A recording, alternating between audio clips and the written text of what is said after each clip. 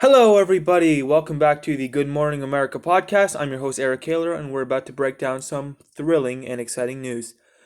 And if you haven't already, make sure to follow us on Instagram, Twitter, and Facebook so you never miss out on our latest updates. Anyways, without further ado, buckle up your seats, put those cell phones on silent, and tune in for a great show. So today's news is going to be covering the murder events leading up to a young boy up in Battle School. Andrew Wiggin, a 12-year-old kid born in a family of geniuses, has been convicted of killing two teenagers. The first murder happened with a bully named Stilson.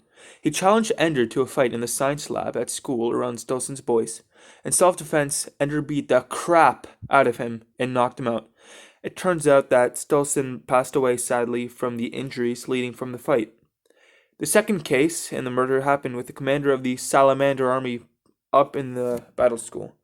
Ender faced him in a set of matches in Space Games. Ender ended up winning all of these rounds, which led Bonzo furious, as you can imagine. Shortly after the last game, Bonzo pays Ender a visit in the bathroom. He challenges him to a fight because that's what he does. Ender ends up accidentally killing him in the bathroom, and he was said to have instantly died while getting his spine snapped on the floor as Ender left him in the bathroom, dead. Ender has been getting a lot of backlash from the people on Earth. Citizens of this planet have been calling him names like a monster and telling him that he's a betrayer to Earth.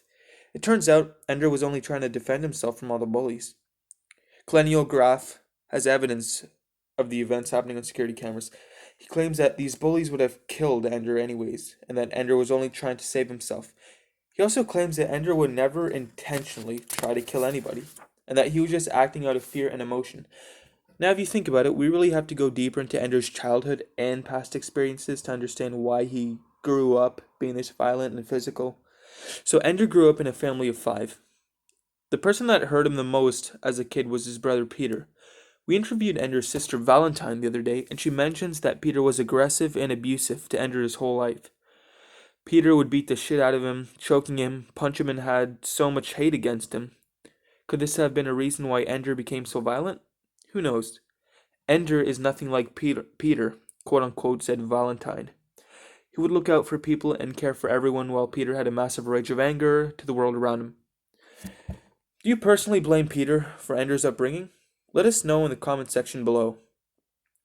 It has also been said that Ender was isolated his whole life from everyone, and that the only way he dealt with things was by himself.